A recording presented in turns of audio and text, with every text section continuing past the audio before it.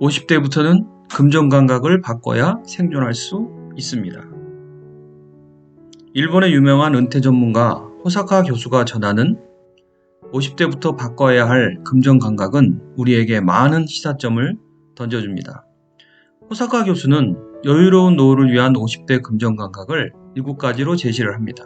첫 번째, 1년에 한 번 이상은 노후 가계부 점검회의를 하라는 것입니다. 금융 전문 주간지 니케이모니가 노후가 불안하다는 사람과 그렇지 않은 사람들의 특징을 조사를 했는데요. 두 그룹의 불안함의 정도의 차이는 노후 생계비에 대해서 얼마나 구체적으로 파악하고 있느냐에 따라 달라지는 것으로 나타났습니다. 따라서 50대에 접어들면 부부가 적어도 1년에 한두 번은 가계부 회의를 열어서 노후 자금 계획을 미리 머리를 맞댈 필요가 있고요. 이를 통해 준비 상황과 방향성도 명확해질 것입니다. 두 번째, 고가의 물건일수록 현금을 사용하라는 것입니다. 50대에 접어들면서 충동 구매를 하지 않는 습관을 길러둬야 합니다. 어떻게 하면 이런 습관을 만들 수 있을까요? 호사카 교수에 의하면 현금 쓰는 습관을 기르기 위해서 적은 금액일수록 신용카드를 사용하고 고가의 물건은 현금으로 구입하는 일반적인 구매 습관과 정반대의 방법이 효과적일 수 있다고 합니다. 세 번째, 보험은 2, 3년에 한 번씩 전면 재검토를 하라입니다.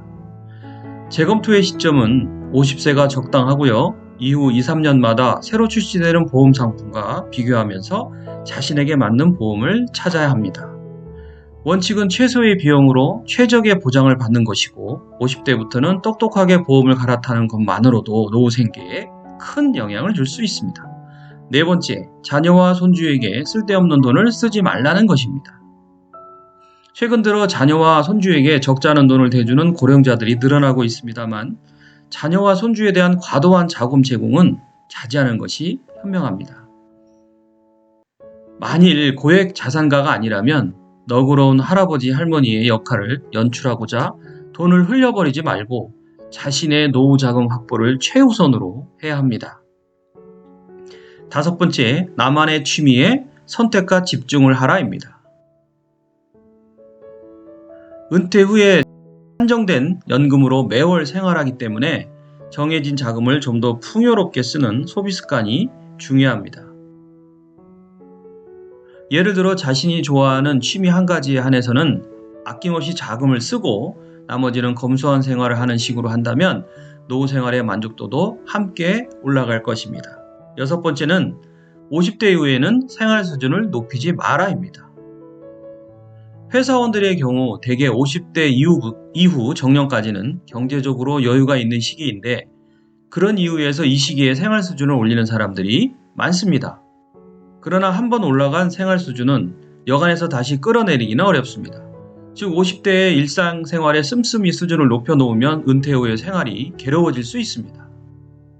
일곱 번째, 불필요한 것은 과감히 버리고 생활을 다운사이징 하라입니다.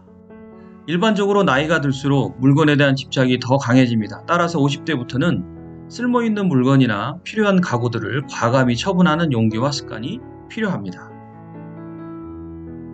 그 실전법의 하나로 현재 살림살이 중에서 앞으로 계속 쓸 것과 지금도 앞으로도 쓰지 않을 것을 구분해서 정리를 해볼 필요가 있습니다. 이를 통해서 삶 전체를 슬림하게 만들어갈 때 소박하지만 역설적으로 더 풍요로운 노후를 맞을 수 있습니다. 여러분, 지금까지 50대의 금전감각 7가지를 통해서 금태족으로 거듭나시기를 진심으로 응원합니다. 네, 그리고 시청해 주셔서 감사합니다.